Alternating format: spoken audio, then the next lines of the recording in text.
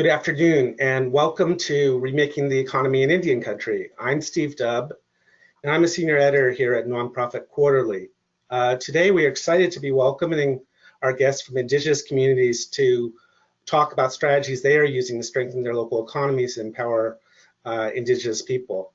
This webinar is part of a series of discussions on how civil society can make the US economy a more democratic system, how we can shift the structures of the economy to be owned by the people as opposed to an elite. Please feel encouraged to offer your suggestions about our series in a brief 5-question survey that follows this webinar. So without further ado, I want to introduce our guest, Leanne Littlewolf, who's Ojibwe and Economic Development Director at the American Indian Community Housing Organization in Duluth, Minnesota. Nick Hernandez, who's Lakota and is Director of Makoche Agriculture Development in Pine Ridge, South Dakota. And Hayes Lewis, Executive Director of Oshawi College and Career Readiness Center, a Zuni facility in New Mexico. We will also be showing a video interview in which I talk with Martin Jennings, Leech Lake Ojibwe and Program Officer of the Northwest Area Foundation based in St. Paul. A few notes before we get started. First, we're very excited to take all your questions. Please enter any questions you have into the questions box in your GoToWebinar control panel. I will share them with the panelists. We try to leave considerable time for your questions. Second, we will share the slides and recording with everyone via email. It may take a few days, but we should have them by Monday. And finally, we are very happy to offer this webinar free of charge to our community, but of course it's not free to produce these things. So if you can, please consider supporting MPQ today. Earlier this fall, we were fortunate to be awarded a $7,500 matching grant from the J.R. O'Shea Foundation, Buffalo, to support our economic justice work. And that means that every dollar you donate to MPQ will result in $2 for us. So please pitch in. You can also support the work by joining the conversation on social media. We have the hashtag Rebuild the Economy. So please share your comments and questions. We love to hear them. And a message from our sponsor, AccuFund. AccuFund's financial management software delivers powerful dashboards and analytics, robust grant and program management capabilities, and useful financial reports to tribal governments. Managing your growth and opportunities is easier when you have a sound financial management system helping you improve efficiencies, transparency, and accountability. Tribal nations have relied on AccuFund to manage their governmental, human service, and enterprise operations since 2001. So thanks for being with us today. And again, we will have a brief survey after the webinar, so please keep a lookout. And now I will share a few slides to help frame today's discussion. So just basic principles. This is part of a broader series that MPQ has done for 2 years on rebuilding the economy. And what we are trying to do through this series is build awareness, identify examples, illustrate the possibility of change as well as some of the challenges, and frame the issue and encourage a holistic approach to approaching economic change. So this is in this series this year we are focused on different communities. And Indian country, of course, is not a single community. There's 573 tribal nations, 60 million acres of land that are controlled by tribal nations. I think it's worth noting that that's about 2.5% of U.S. territory. So in other words, 97.5% was taken from Native people. There are 4 million urban Native Americans who live in urban communities. Conditions in tribal communities and in urban Native American communities there's definitely high levels of poverty, but they are less than they have been. And there's a process of linguistic and cultural revival. And I want to say a little bit more here. At Nonprofit Quarterly, we've been doing a lot of work on Indian country. Hopefully some of you have seen our series that we're co-producing with First Nations Development Institute.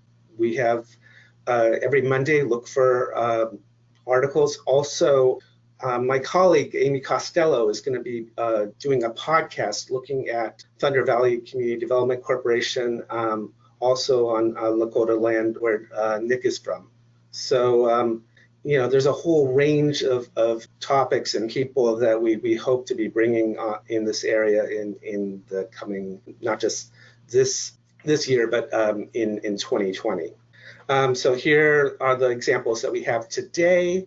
The American Indian Community Housing Organization, this is where Leanne's from, and she's going to talk about creating an indigenous food market.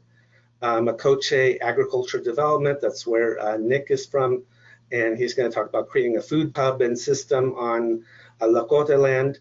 And Hayes Lewis is going to talk about Oshawa College and Career Readiness Center and their efforts not just to train indigenous workers, but actually create indigenous leaders and cut out the middleman and empower Zuni workers and producers to be the owners of their own work.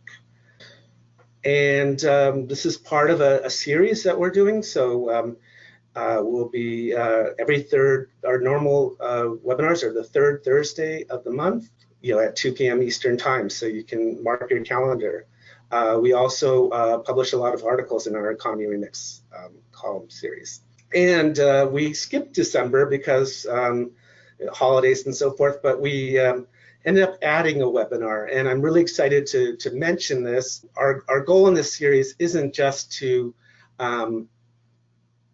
promote community economic development, but also to look at the challenges of that work. And this story from Greensboro, North Carolina, some of you on this webinar may be familiar with the Renaissance Community Cooperative.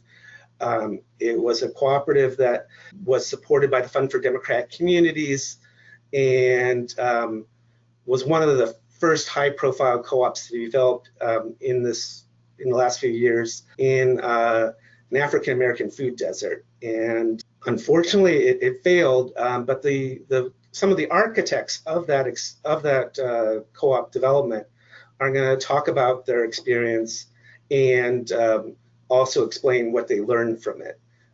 So I'm really excited about it and hope you can join us. Please note that it's unlike our normal Thursday. This one will be on Tuesday, December 17th from 2 to 3 p.m. Eastern. And with that, we're going to go to the interview that I did with Martin Jennings, and then you'll hear from the panelists. Good afternoon, and we're here with Martin Jennings, Program Officer of Northwest Area Foundation. Martin, welcome to Nonprofit Quarterly. Just to begin, could you give us a bit of information about your background? Sure. Hi, Steve. Glad to do that. So I've had, I think, kind of a rare opportunity to work for about the last 3.5 decades on doing a variety of community and economic development programming, predominantly in tribal communities with tribal governments, more recently Native nonprofits, and I've worked quite a bit with Native entrepreneurs as well. For the last 10 years, I kind of shifted, how I was doing this work, how I was showing up and supporting community, and this was done through philanthropy. Great, thanks. For folks who might be less familiar with Indian country, could you give maybe a few key points of orientation? Sure, Steve. I think there's a couple of things that is helpful when you think about the status of tribal governments and economic development. I think the first thing is that tribal communities were really created as domestic dependent states. They have sovereignty, but really that's at the pleasure of Congress.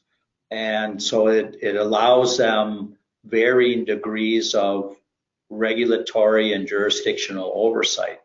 And it really wasn't until the early 80s where a series of federal policies started creating direct opportunities for tribal governments to pretty much oversee and administer their own programs. And so these are all relatively recent movements and policy shifts that kind of propel tribal communities to the current form of government structure, services, and programs that you see today. And so this is only in 40 years. So I think that's one thing that's important to understand. I think maybe another point is that in a contemporary context, a lot of the land bases have really been disrupted in tribal communities. In a tribal community like mine, I think the tribe probably maintains maybe 7 to 9% of what that original land base was.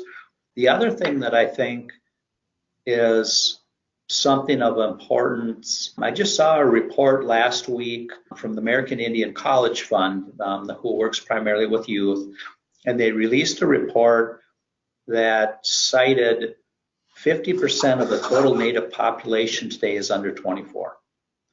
And this is a significant data point, and I think it's kind of reflective of kind of like the browning of the United States. Those are some things that kind of stand out to me over the last couple decades of kind of working in the field. Great, thanks. Martin, could you tell me a story maybe about an instance of successful community-based economic development in Indian country, and what were some of the elements behind that success? Sure. I think where I would want to start with that is that success is relative. We've got tribes that are 8A contractors, multi-million-dollar businesses. We've got highly successful gaming enterprises that generate millions of dollars. We have entrepreneurs, Indian entrepreneurs that are contractors, provide security businesses, arts and crafts, the whole gamut. And so Native folks are really kind of part of the fabric of the economy. The other thing that I think you shouldn't forget when you talk about like successful community development models is the Native CDFI field. That's probably the Northwest Area Foundation's most mature portfolio in supporting Indian country. And we have just seen tremendous growth in that. We've seen a model that was basically origin was in business lending and entrepreneurship to really become a more community, full service financial provider. And all of these things are different. They're examples of like change that's happening, and it's kind of a creation of a new economic system where it's successful because they have the trust of community, they're from the community, the money stays in community. Great, thanks. What are ways to address trauma that have been effective and build the readiness of communities to engage in economic development? In Indian country, particularly where you have a workforce that's experienced these traumas as well as other communities of color, you've got these additional barriers that you have to figure out how to work through with the individual. You're almost kind of recatalyzing spirit, hope, skills, visioning. You've got to do all this stuff as almost like a prerequisite to move into these other spaces. Great, thanks, Martin. What strategies have you seen that have been successful in helping recirculate resources within Native communities? Yeah, that's really a good question, Steve. You've got tribes that are very successful, that are really thinking differently about how they're contributing to economy, how they're creating other type of economic opportunities for families. I think of some of the successful gaming tribes that are probably the largest philanthropic givers in Indian country. So they're taking their wealth, and instead of amassing that as individuals or even within their own community, they're sharing it. We've got other Native nonprofits that in the economic development field that are really trying to help community and the broader sectors think about envision these new economies so that they're more traditionally aligned with traditional values. And so one of those values, which kind of goes in the face of capitalism, is whatever actions that we're taking today, we have to think about that in relationship to how that impacts 7 generations going forward. Great, thanks, Martin. Where can philanthropy make an effective difference in Indian country? Yeah, again, I think you got to start with like a historical perspective. So what's the roots of philanthropy? And in the United States, this country, was indigenous, and the assets that were here were indigenous. And when you look at the wealth of this country, the wealth of this country came from those assets, and it's a story of extraction, exploitation, and genocide.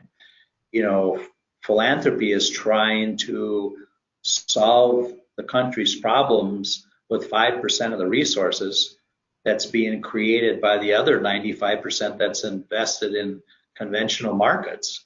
And so that's part of the dichotomy in philanthropy. It's like, how do you put all those resources to work for the benefits of your missions and your community? And so I think the earliest frameworks around philanthropy was an extension of a colonized system of amassing wealth and then preserving that wealth and power.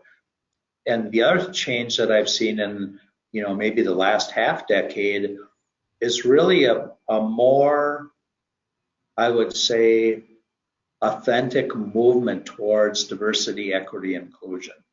I watched the sector talk about it for a long time without any movement, but I think there's interest in understanding why that is so important today. It's maybe kind of being uncomfortable with uncertainty, being uncomfortable with a different worldview, and maybe looking differently at how you do the work. It's got to be relational, it's got to be patient, it's got to be long-term, and really think about working in Native communities as if this was an extended family and you're building community. Great. That concludes my questions. Are there any last comments that you want to make? Tribal nations, reservation communities, to me, still have untapped economic potential. And I don't make that statement to sound like I'm thinking about it from a capitalistic development point of view. I'm thinking about it more as like a future self-sufficiency approach. And there's a lot of undeveloped resources.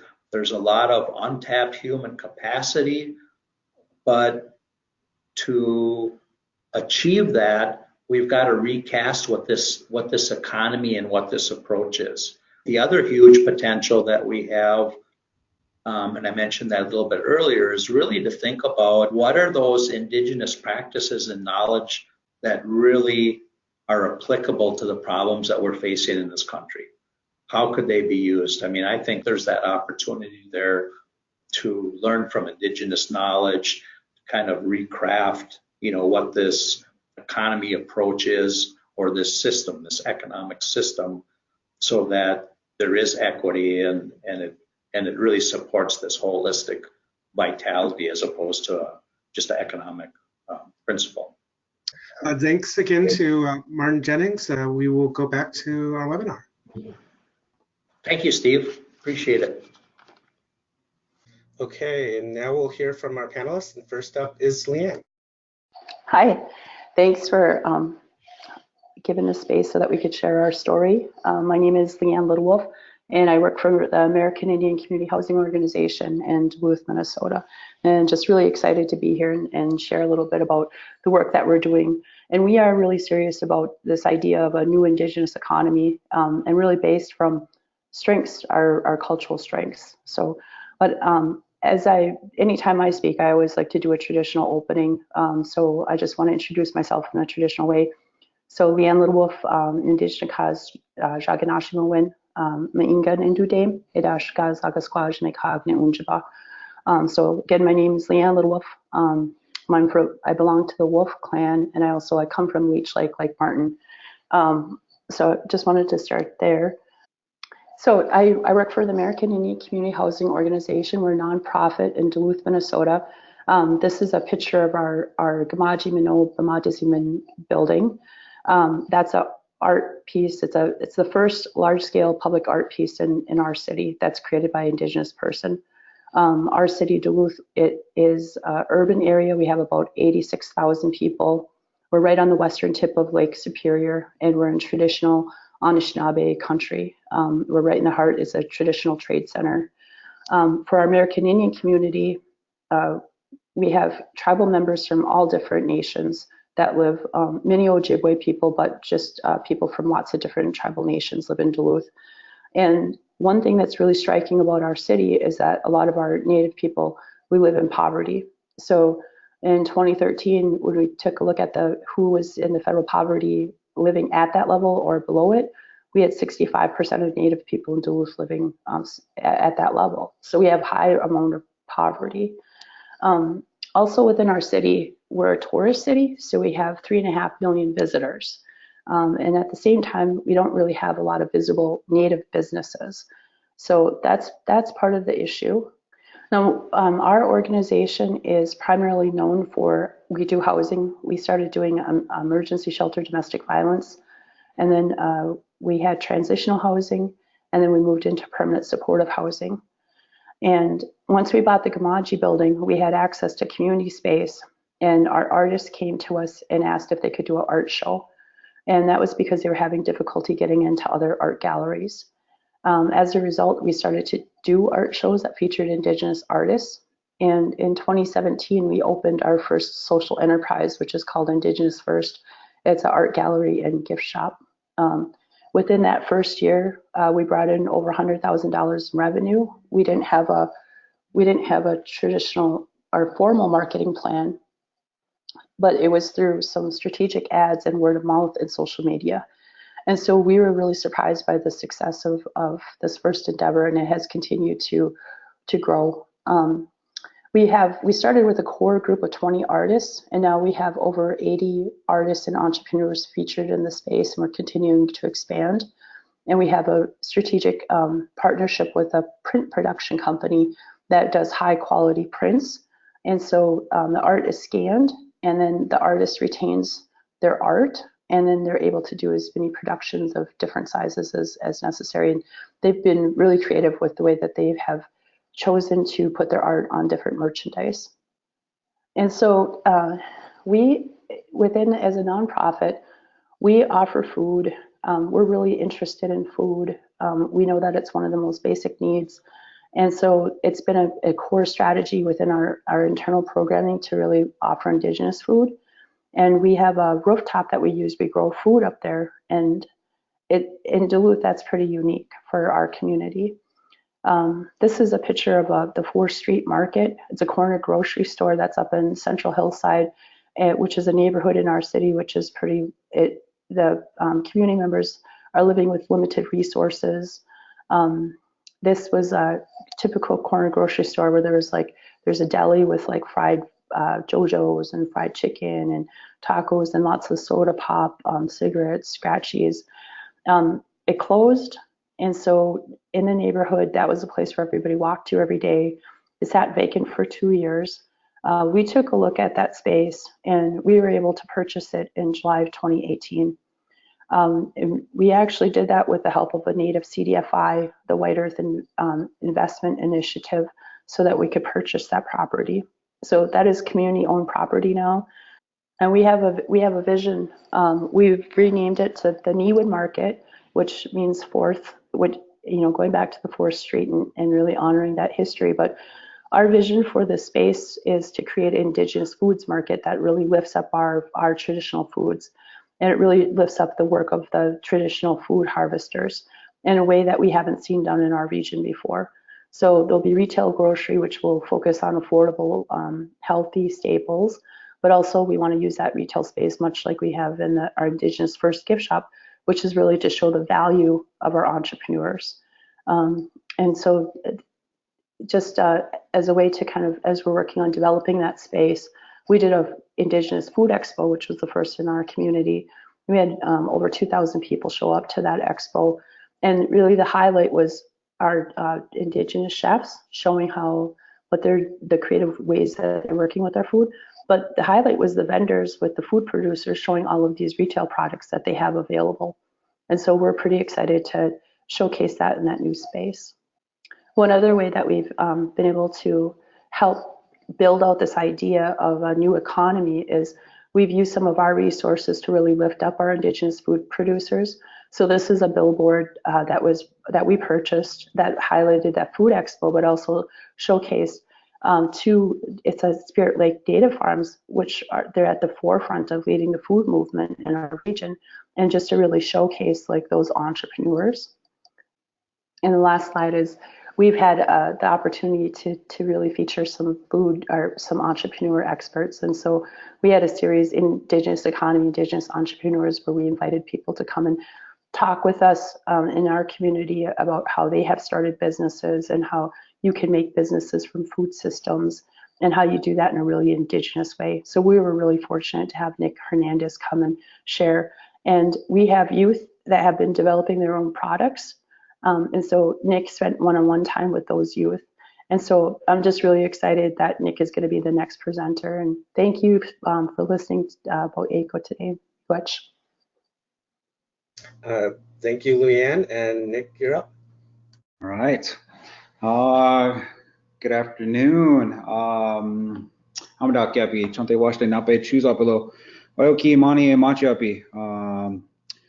Good afternoon. My name is Nick Hernandez, and I am the founder and CEO of Makoche Agriculture Development.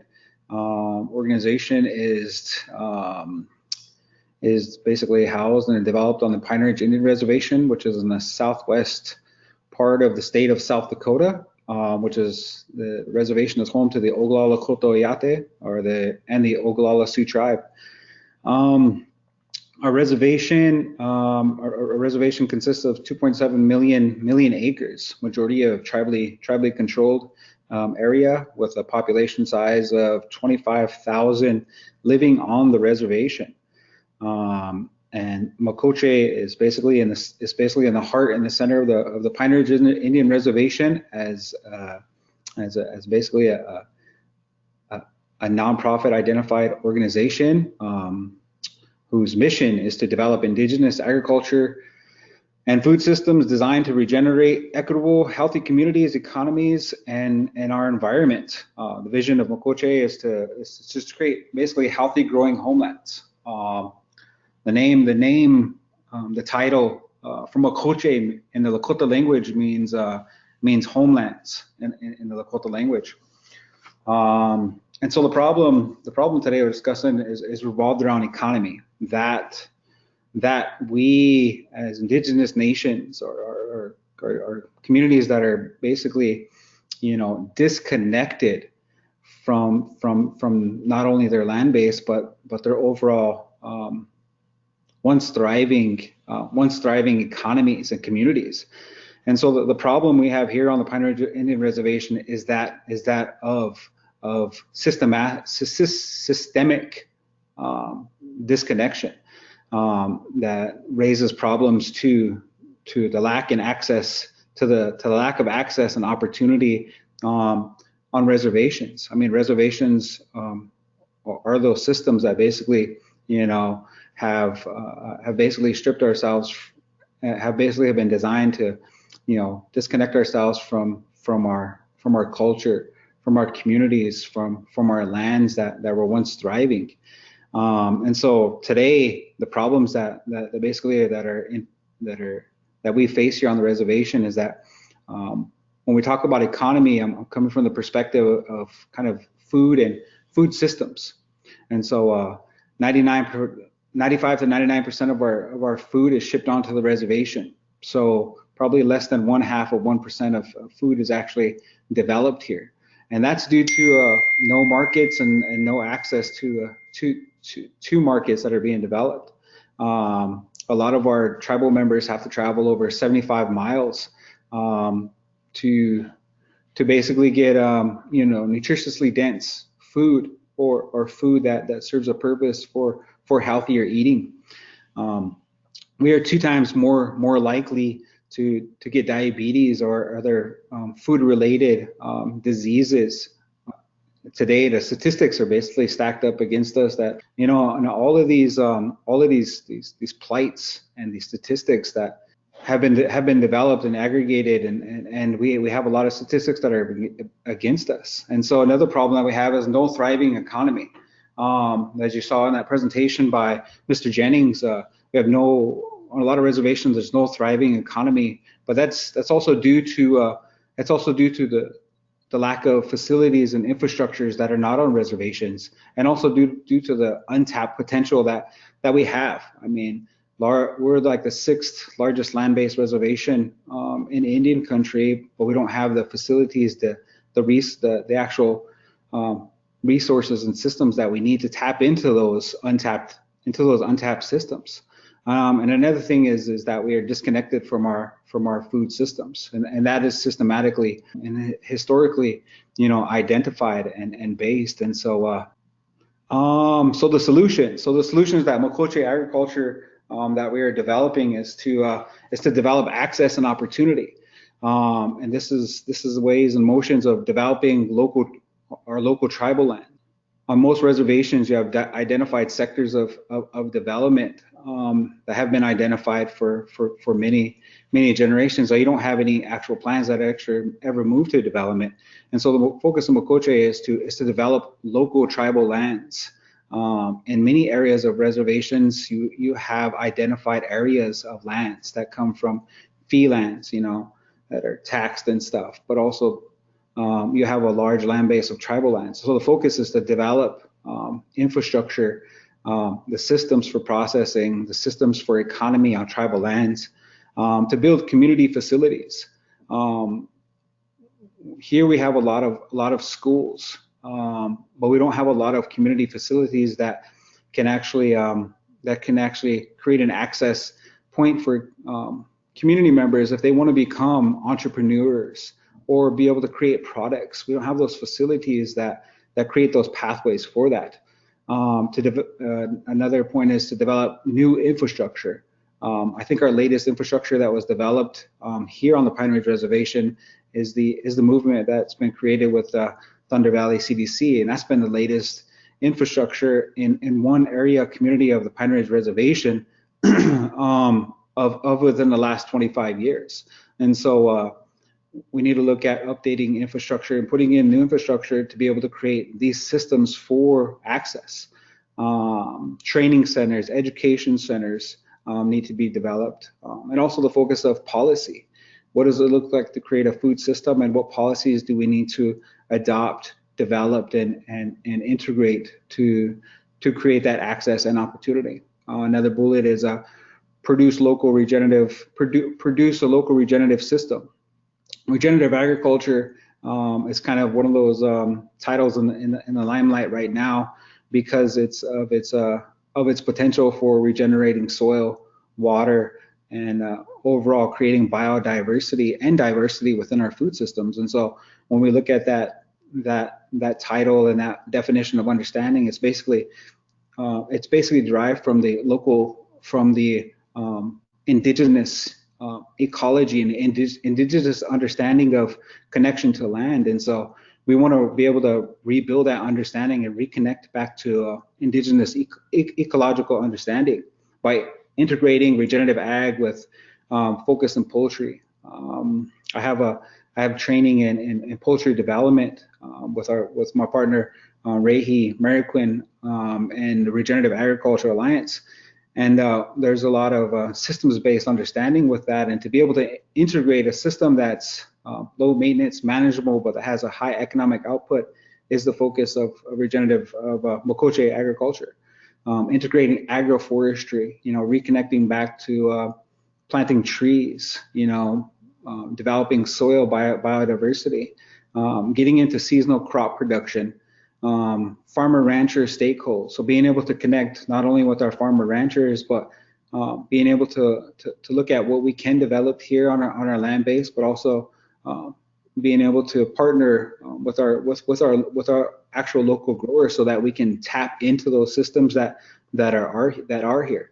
Another one is processing local foods and for added value. And that's one of the things when we talk about economy is creating a product that we can put on a market so that holds an economical, resourceful, and nutritional benefit. And this would be through the development of commercial kitchens, food hubs, so that you can create that entrepreneurship opportunity for local community members who want to create, a business or a product, and to be able to locally source and locally develop those things. Right now, today, we have a poultry processor in the state of, not only on this reservation, but it's a local poultry processor that we're looking to get up in operation as a locally sourced processor, as kind of one of those as kind of a local system for production to create an added value product. Another focus is market product towards food economy.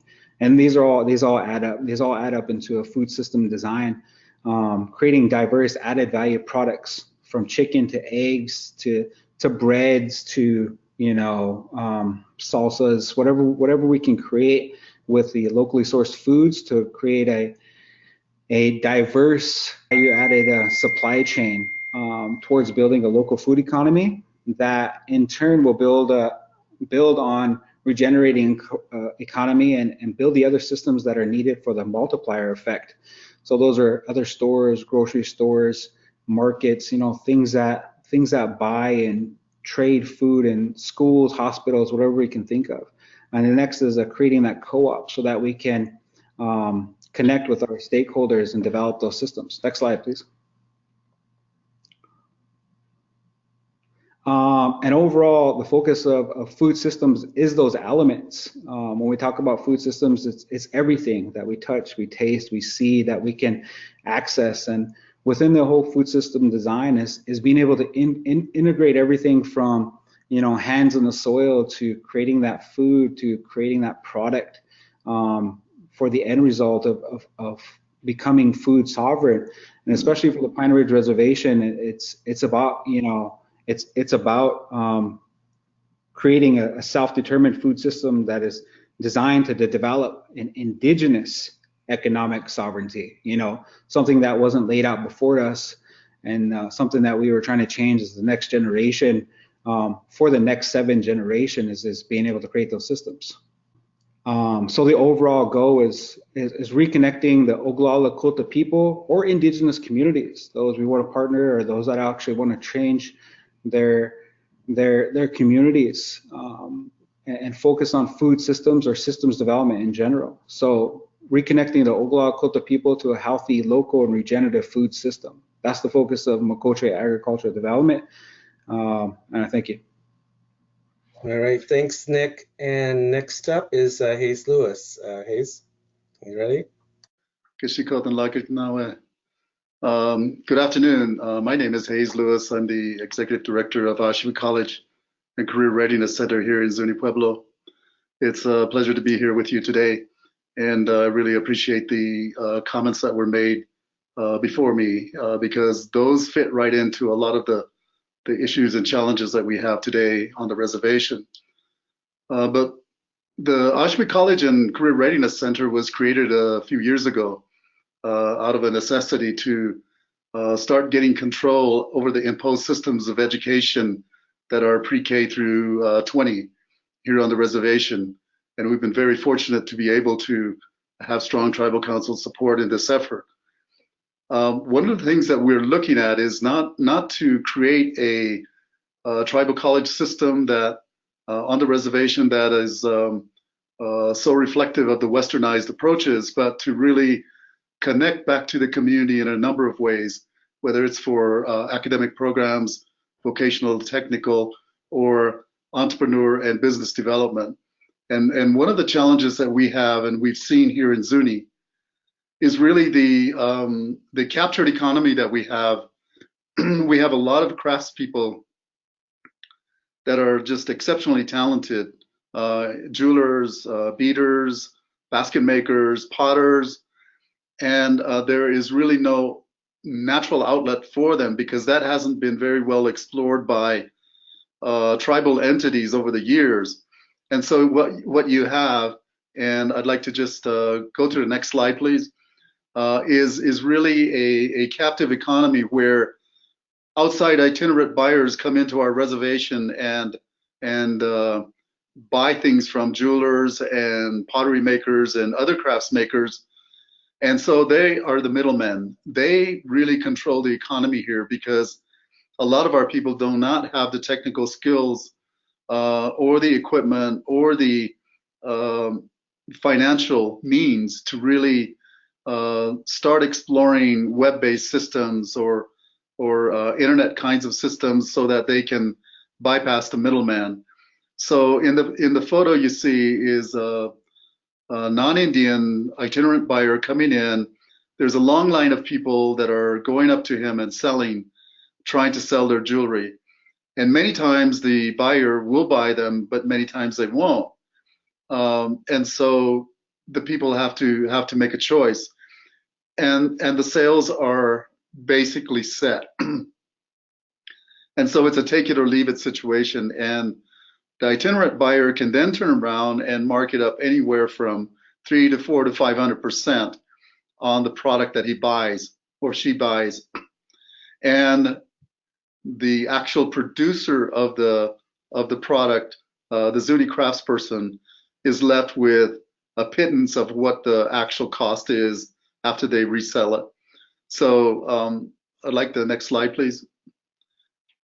So we do have that situation here. And so what are we trying to do about this? As we did our surveys in our community to look at what academic needs, what training and job development needs were there, and also how do we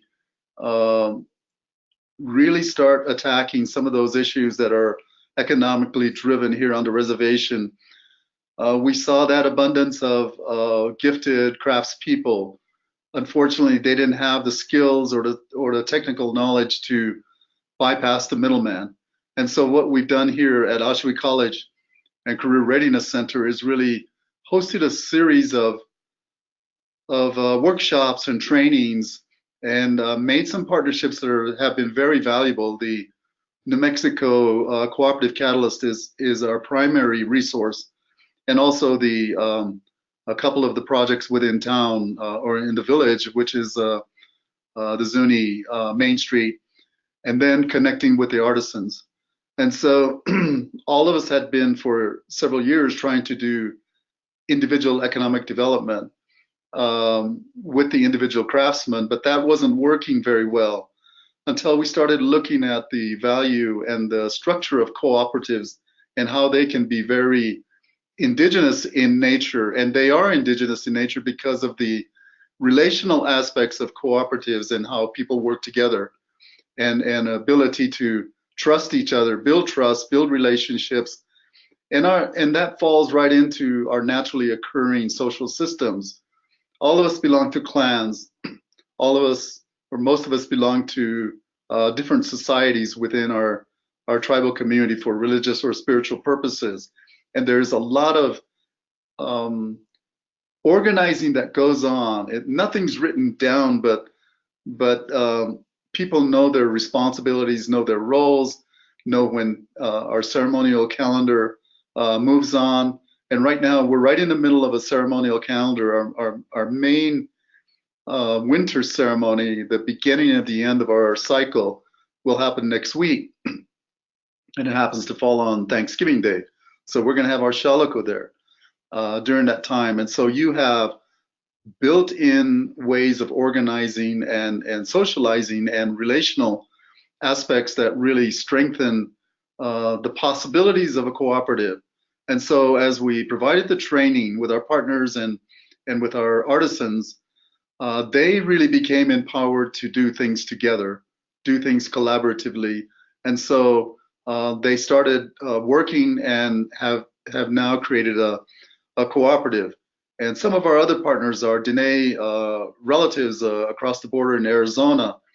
We've been working with them and talking with them about their approach to regenerative economic development, which is what we're talking about and what Nick has been talking about and what Leanne has been talking about, is that how do we take the power of people, the strength and the cultural resources that they represent, and use that as an economic catalyst instead of trying to exploit land and resources that are very scarce and very costly to develop. And so we've been working with them they're running a couple cattle and sheep raising cooperatives and also an agricultural cooperative.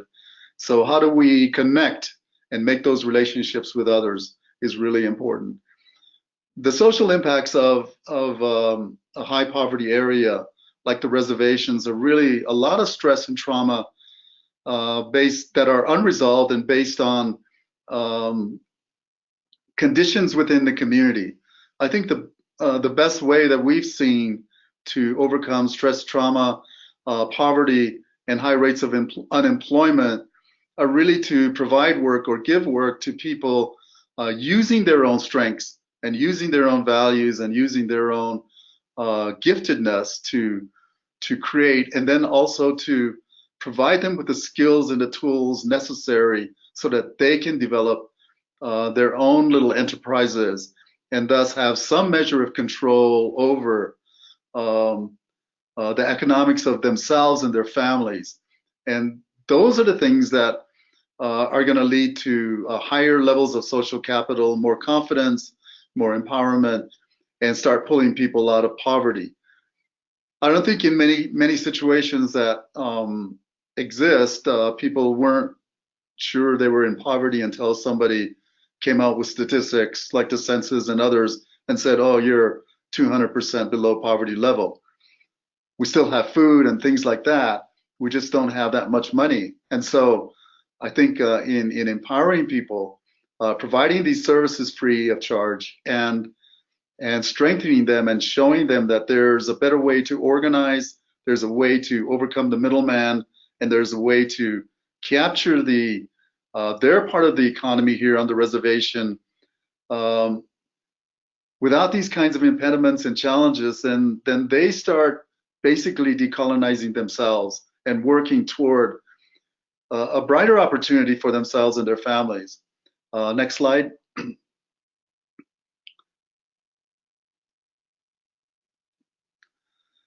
And so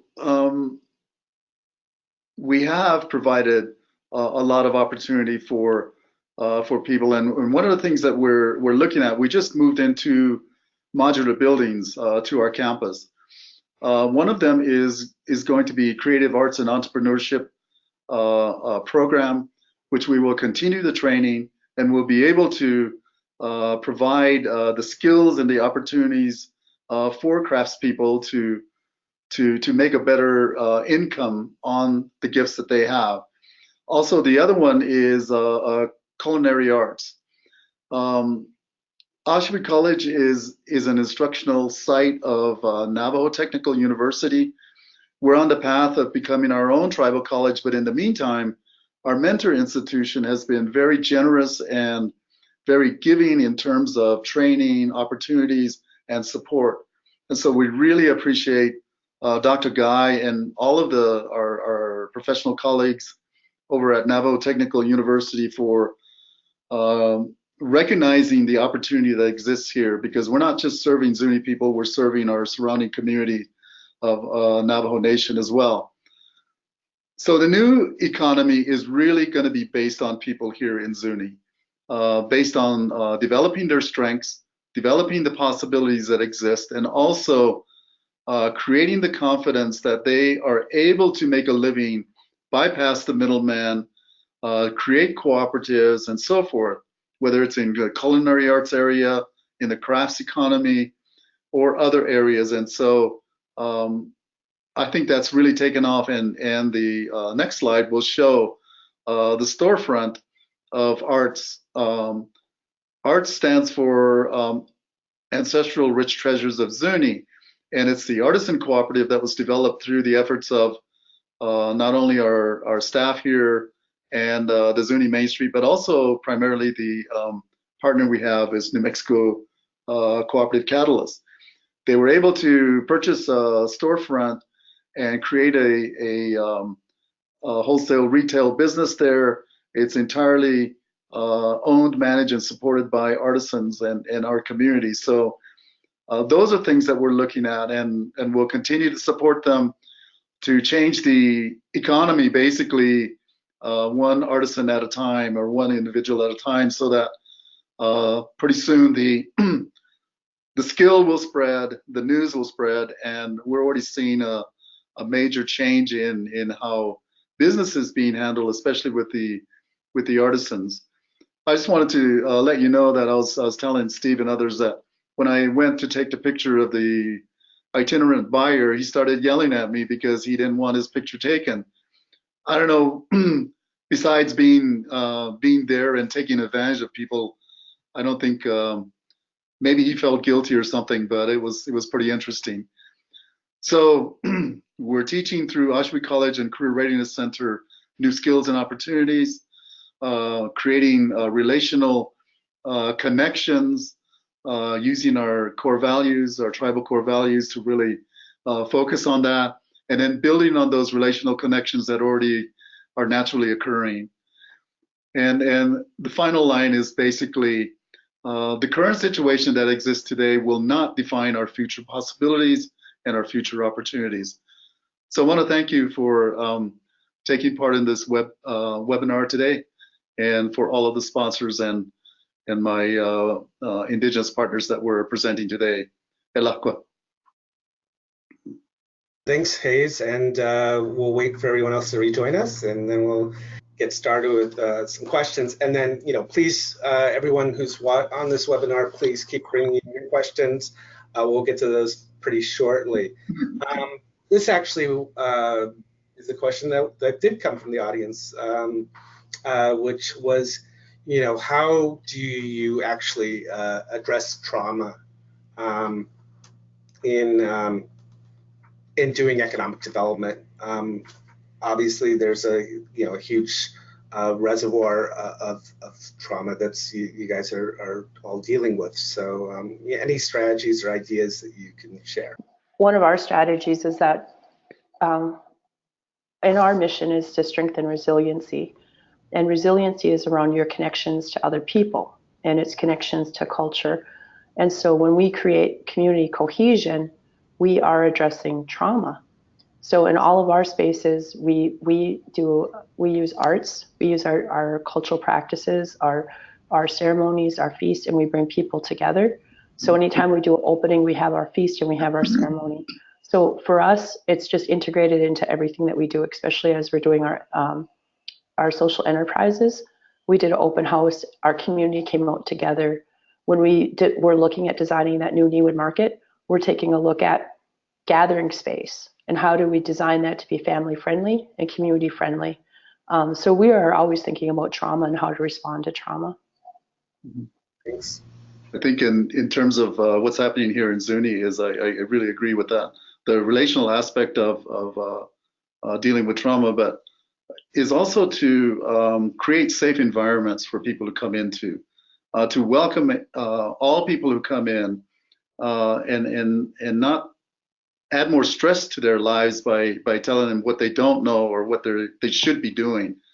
But basically take people where they're at and really build on the strengths that they have, recognize those strengths, and really create the kinds of skill level, because I think it takes a lot of courage for people, especially if they're starting something new or want to try something to change their lives, to walk into a place that they haven't been before. And maybe there's younger people there. So we have a lot of intergenerational kinds of activities that are going on. People can learn from each other. And one of the things that we always stress is our core tribal values, which really talk about supporting each other, loving one another, working together, and extending that hand to each other. That's one of the components of stress reduction and trauma. Thanks. Nick, anything you want? Well, I mean, just yeah, I mean, everybody's addressing this the same stuff as far as addressing trauma. It's creating those safe places, but it's also creating those accesses and those opportunities to those places. You know, building them, designing, developing.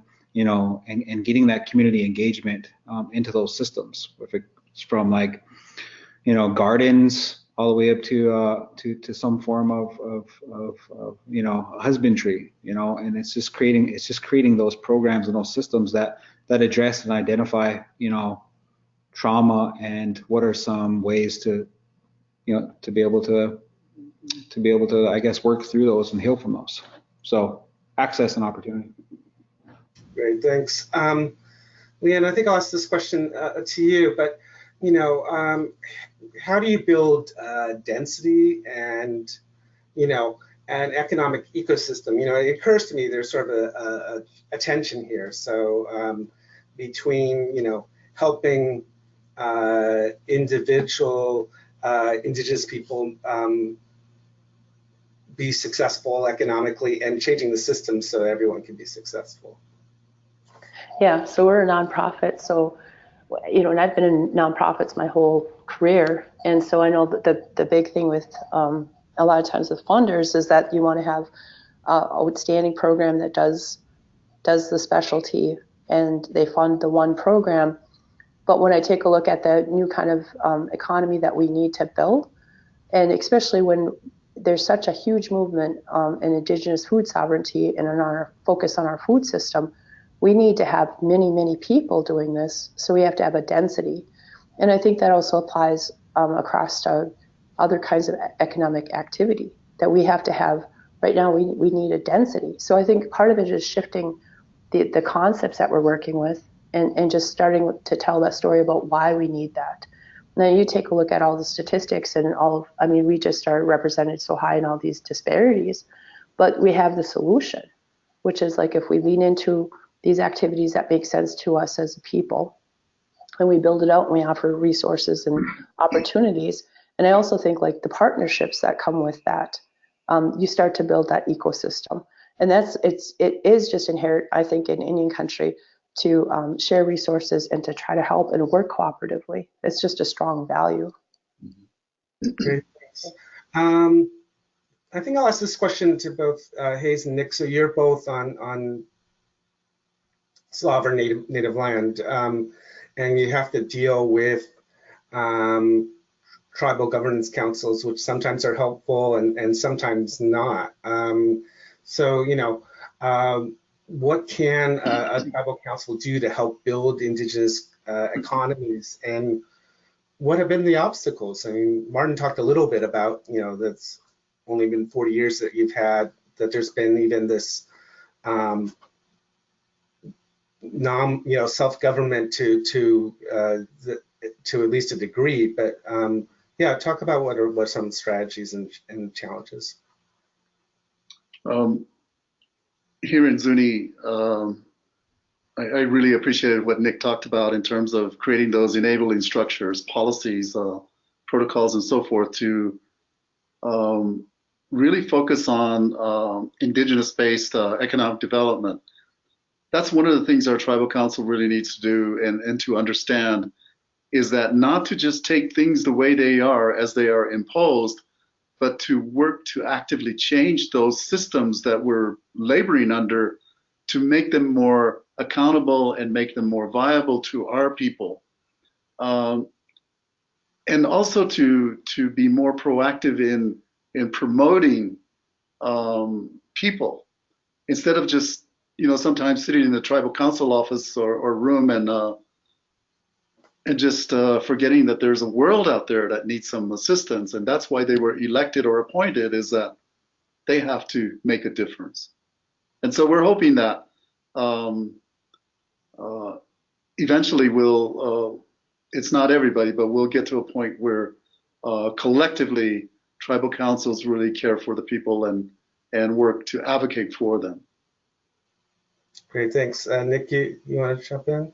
I mean, the foundational point, I guess, when we're talking about, you know, building economy, especially, from the lens of tribal governments is that plans, our tribes need to develop actual plans, especially if we're talking about business development, economy. A lot of tribal governments have, constitutions and policies and procedures that are 80 years old, that haven't really grown with the indigenous understanding, because a lot of those constitutions, weren't developed with indigenous input. And so it's looking back at those designs and also integrating or taking out or adopting a new design, so a new plan. So being able to create the plans, especially if we're talking about business, we all have to have business plans in order to create, for-profit or non-profit or some sort of generator. But it's about plan. Nick, just to follow up a little bit, could you say a little bit about I know that Thunder Valley CDC created a plan. I think it was called Oyate Omnicie, if I'm saying it right. Close. Anyway, but what was that visioning process like, and how's that helped? And that was one of those plans that was it was called the Oyate Omnicie, so the People's Plan is what it was called.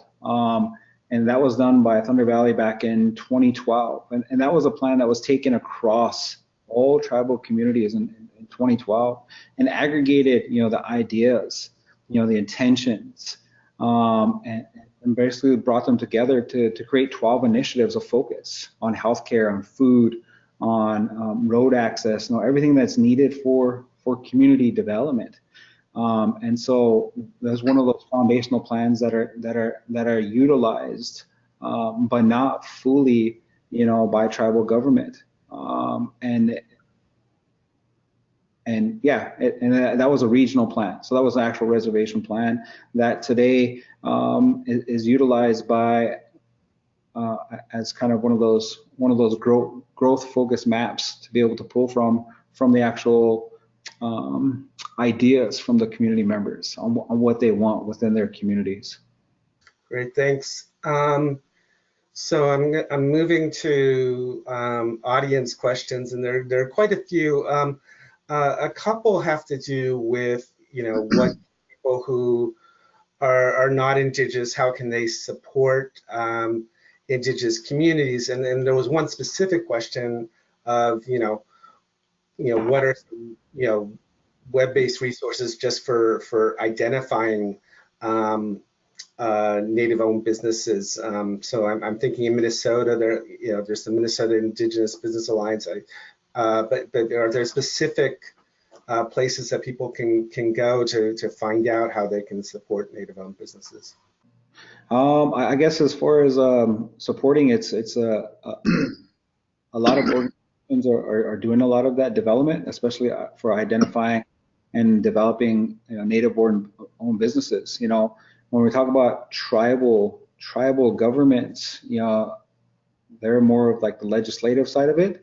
They're not just on the actual business development side, and so it's coming from a lot of the business development side is coming from those Native CDFIs, those local nonprofit organizations who are pushing those educational resources, those trainings, those classes and stuff. And so I guess as far as resources, it's connecting with those those actual local community-based ran organizations and supporting them, or those local Native CDFIs, whose focus is to build, Indigenous economies. Great, thanks. Leanne, there was a question for you about examples of products that have been developed by youth that maybe ACOs help support. Oh, so one of the first products that the youth created was worm juice, which is an organic fertilizer. But internally within our housing program, we compost. And so we have a large scale worm composting bin. So they take, this liquid comes out and it's a fertilizer. And so they worked with the artist they worked with Jonathan Thunder, and they worked with Tishia Hart, who is really one of our leaders in our food sovereignty movement. And they branded their own sticker, and then they go and they sell it in our gift shop and also at farmers markets. But the youth are really creative about the products that they're coming up with. And I know that they spend a lot of time talking with Nick about their products, and they were doing a lot of body care, and they had gathered natural the plants, right? So they were educating about yarrow and why they use it and how they use it. And so I think part of it is like they're developing those products, but they're going back into our traditional knowledge, and I think that's what's most exciting. And then I think with our food producers, they're developing these really the food and the texture and the flavor that's available in indigenous food is just it's healthy, it's nutrient dense, and it's exciting. It's exciting to cook with. So I think like when you talk about the question of like how do non-native people ally, I think that really the work that we're doing is going to change. It's going to add to the whole world. And I know like for the work that we do, it is really strengthening local economy. So I guess I would say that. I was just excited about what's going to happen when our food producers have access to retail space and the kind of products and the kind of options that are going to come forward, the creativity that's going to happen. And I know that's happening all across Indian country. So it's an exciting time to see everything. Great, thanks, Leanne. So another question I got was about organizing the community. So there's a business development aspect, right? But there's also sort of a community organizing aspect. So before you can develop a business plan for a culinary co-op, for example, you have to build the relationships among the people within that organization. So I'm looking at you, Hayes, but if any of you want to jump in, what are sort of some of the community building aspects of this work of recalibrating the economy? One aspect is awareness building and looking at possibility options from what is to what can be in the future, and what will it take to get from what is to what can be is something that's a bit of a journey sometimes. As I said earlier, a lot of times people are not confident to right off the bat just jump right in and do something, although some of them are. And so awareness building, looking at options, developing a strategy that's community supportive and family supportive is something that we've been doing here in this setting. And I'm sure there's other pieces of it, but I think the first part of it is when you're introducing some kind of a change or a transformation, there has to be a knowledge of what that transformation will be and what it could possibly look like for individuals and groups. So that's what one of the areas that we focus on. Great. Nick, did you want to jump in at all? Yeah, I guess it's about that visibility, the visibility aspect of it. It's developing out those systems so then that we can empower our local community members to be able to show, their innovations, their designs, and creating those facilities for the education, for the training, and to be able to showcase those things all the way from grocery store development to food hubs to commercial kitchens to even down to our colleges and stuff. It's being able to have an area of shared vision that our community can become engaged in. But it's about visibility, creating those places so that they have access and opportunity to be able to showcase or develop whatever they want. Great, thanks. Leanne, this might be a question for you. I don't know, but it was a question about if there are good examples of Indigenous child care cooperatives, or you guys are working a lot with youth, so I thought I'd at least throw it at you and see if you had any thoughts about that. So ACO is not directly working with child care cooperatives right now, but I'm a board member on the Minnesota Indigenous Business Alliance, and our executive director, Pamela Standing, has been convening people and gathering information. So I think that there's that's going to be something that's going to be coming about, but we don't have anything to set up right now. Okay. Is it okay if I just want to answer the last question about community engagement too? Oh, sure. So ACO, just because we had a culture center space, we called it the Baboon Market, but we just pulled out tables and we said, vendor, you can come and be a vendor this 1 day sale. And this started several years ago, but we filled up our culture center with people with all these different products. And every year that has grown. And this year we're going to have a 2 day event. But I think like that, if that hadn't happened, I don't know if we would have social enterprises as in the way that we do.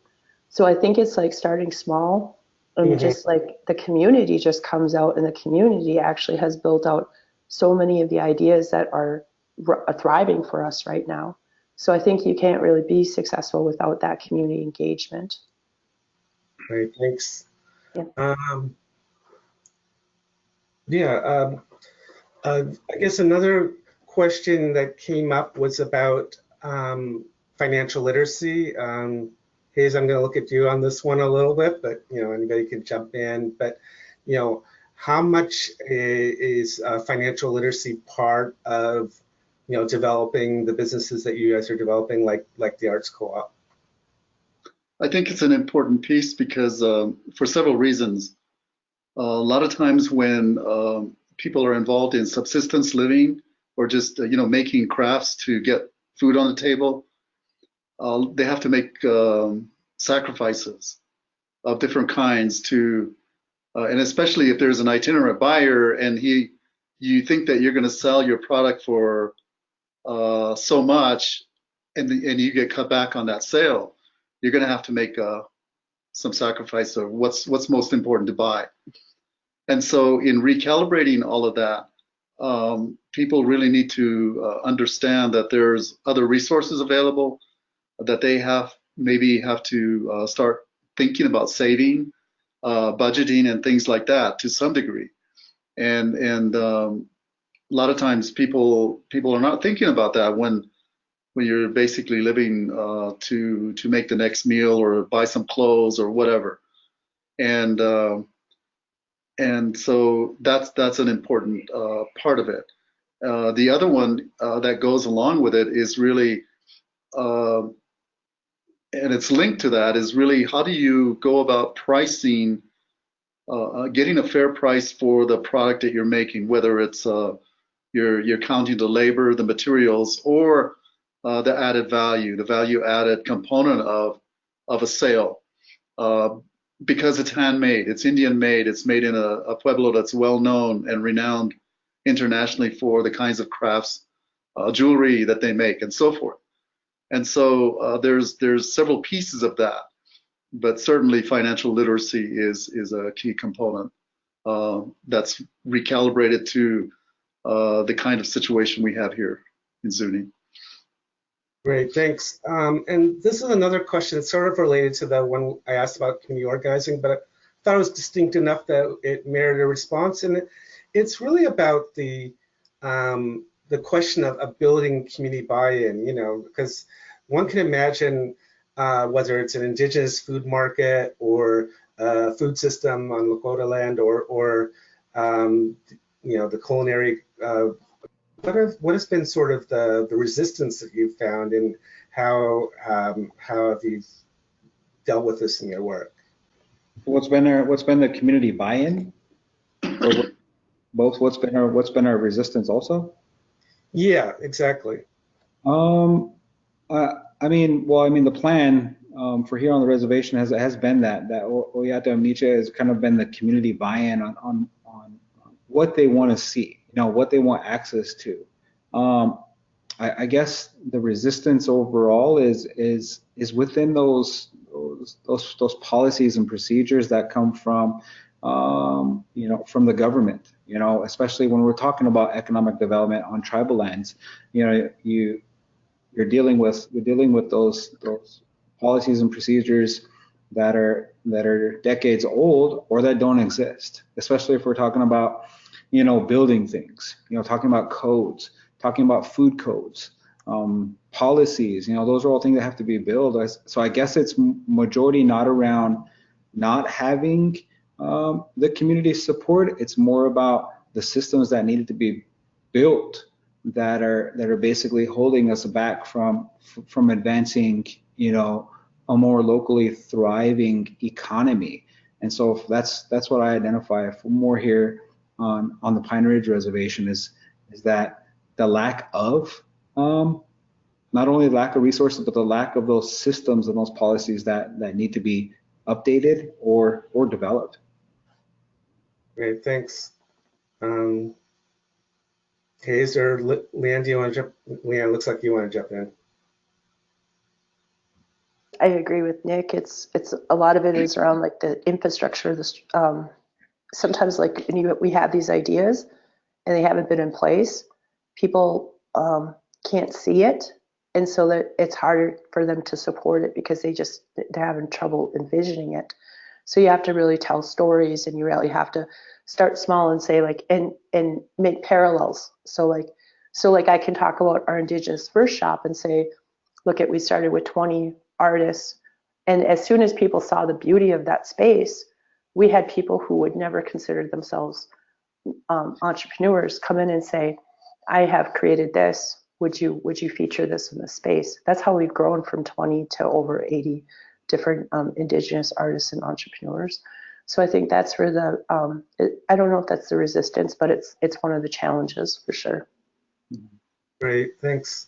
So I have an interesting question about how do you think about communication and getting stories of strength-based or asset-based development in Indian country out into a broader public?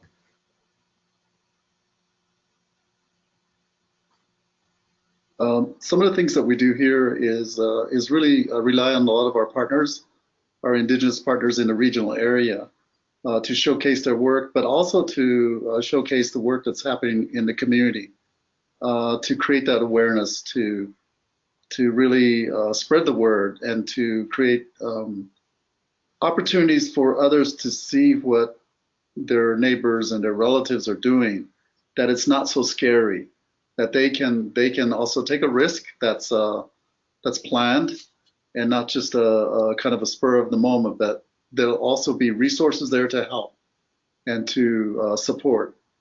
And I think when they realize it, then that helps them to move to another level of their own development and their own taking control of their own economy. Great. So I thought I'd end a little bit with just asking, what is, the new economy you envision? And, I think about, for example, I don't know if any of you, Stephanie Gutierrez from Hope Nation has written about, a Lakota translation of community wealth building, but, having different types of values that are, that can, as Martin was saying, impact the economy as a whole. Where do you see the chance for this kind of change to occur, and change in values, really, in terms of how we are building an economy? Leanne, you're jumping in. Okay, Leanne, you go first. Okay. Oh, well, I'll just be really quick. I think like the vision for the new economy is really one that it honors our cultural values, and it lifts up the strengths of our people. And we have a strong history of having a healthy, good economy that takes care of our communities. It builds our people. So it's like a new economy, but it's really about how do we take what we have been rooted in, and bringing it here, like in this time frame. So I think the new economy is kind of bringing those pieces together. And then I think like for our people, I just have this really strong belief that we all have a right to a good life. So when we achieve that, then we have a good economy. That's the new economy that I'm looking for. Great, thanks. Nick? Yeah, I had to think about that, put that together, but it's basically what it comes down to is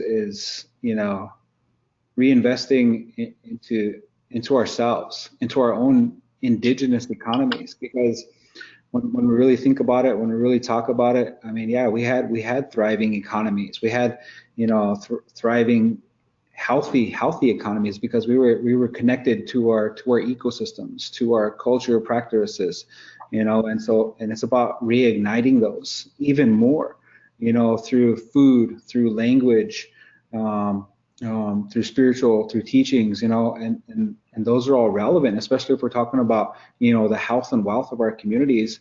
That's the foundation of what creates a healthy economy.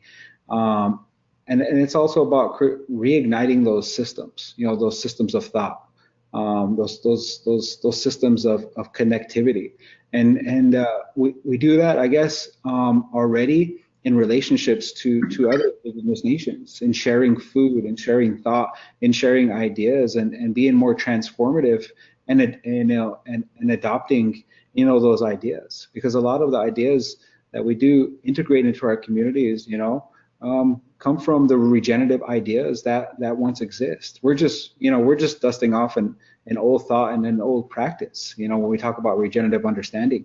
And so, yeah, it's about creating a new old economy, or an old new economy, and going back to a lot of the ancestral knowledge and strengths that characterize all of our people. Our ancestors had so much strength, and they were able to take planned risks about where they were going to go, how they were going to do things, and whether it's planting or relationships and things like that.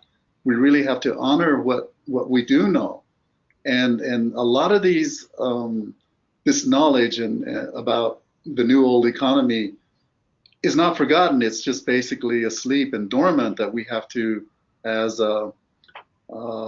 was said, regenerate it, reignite it, so that it is more consistent with the needs, culture, and the values of people. Great. So that concludes our webinar. Let's see. So thanks so much for joining us. Again, encourage you to consider donating to support our work. I know a lot of nonprofits are asking for money, but any support you can provide is greatly appreciated. And thanks also for the sponsorship from AccuFund. So, and last but not at all least, thanks to Barton Jennings, Hayes Lewis, Leanne Littlewolf, and Nick Hernandez for an excellent discussion. Really appreciate all your contributions. You guys down the road. Thank you so much.